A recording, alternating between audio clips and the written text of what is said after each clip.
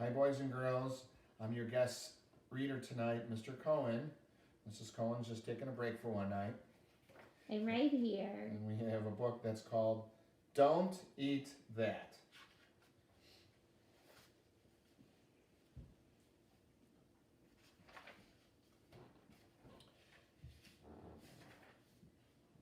So the bear was just dropped off in the park from the zoo,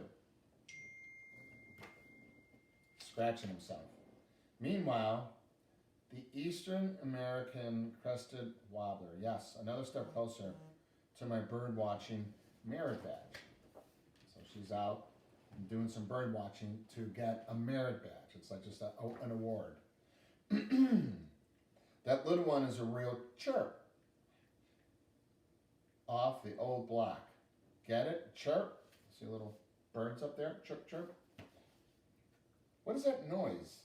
They'll scare the birds away. Fascinating. A northern brown bear, and he looks hungry. There's a brown bear. He's digging for something. What is he doing? Oh, that's not food. That's a rock. He's going to hurt his teeth if he bites into that.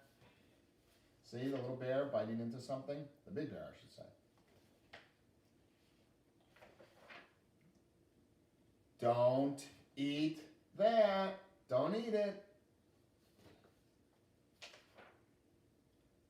Thud.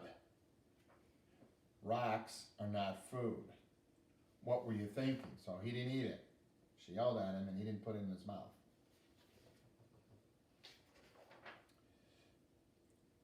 She's talking to the bear and she says, I knew around here. Are you hungry? According to my guidebook, you're an omnivore. That means you eat plants and meats. So she's talking to the bear and reading from her guidebook. Right there. Now the bear is pointing at the little girl and she says, no, you most certainly do not eat me. That'd be silly. That would be terribly rude. If I help you, I'll earn my wildlife buddy merit badge. So let's find you some lunch. Do you know how to hunt? The bear shrugs her shoulders. This is going to be harder than I thought. So he's pointing at her. No, not me. And she's finding out that this bear is a struggle. You can try to eat that, but you'll regret it. She sees a skunk.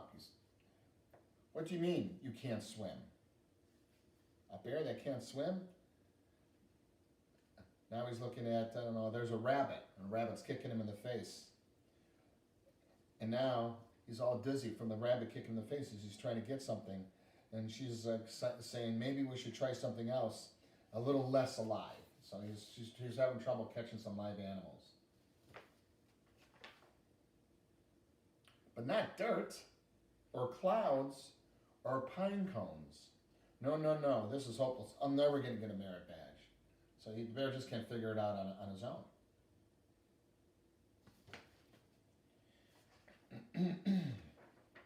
You must be the most clueless bear I have ever met. You think you were raised in a zoo.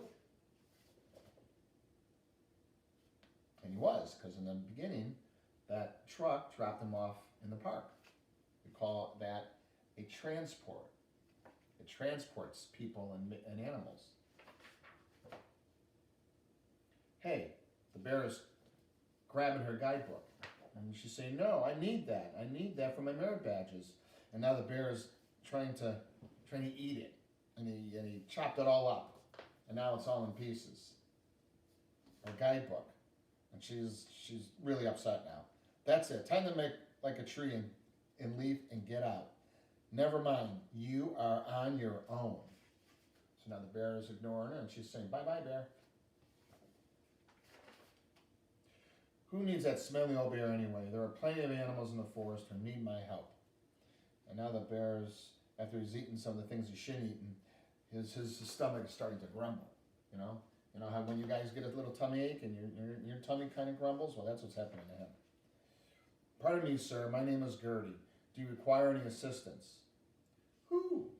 Gertie. Who? So she's talking to the owl, and the owl says, who? And now she's come across some beavers who were chopping up a tree.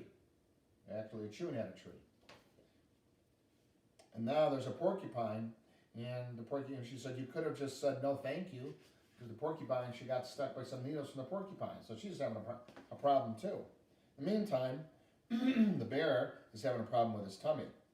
And this is just not working. Neither one of them are having any success here. You see the bear and the little girl. So now they're sitting by a tree, they're thinking, the bear's stomach is grumbling, and now they're looking at each other. And now she says to the bear, I'm sorry, big guy, I didn't mean to be so unbearable. Get it? I don't care about that silly merit badge. We can figure this out together. It's always good to work together and solve a problem. That's right. I already have a few ideas, right, Mrs. Cohen? Yep. Yep, yep. So now they're in a field where there's a bunch of strawberries. What's left of my guidebook says these are berry safe to eat. So she can eat the berries now. Now they're under a tree and there's a bumblebee's nest, and she says, be careful, you don't get stung. Get it? Be careful you don't get stung. Get it? Be careful. So she's telling him, do not eat those bees, but he's trying to get to the honey.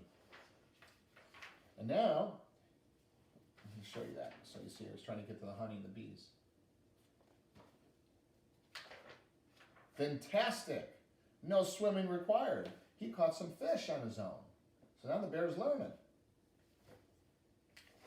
He has a good teacher.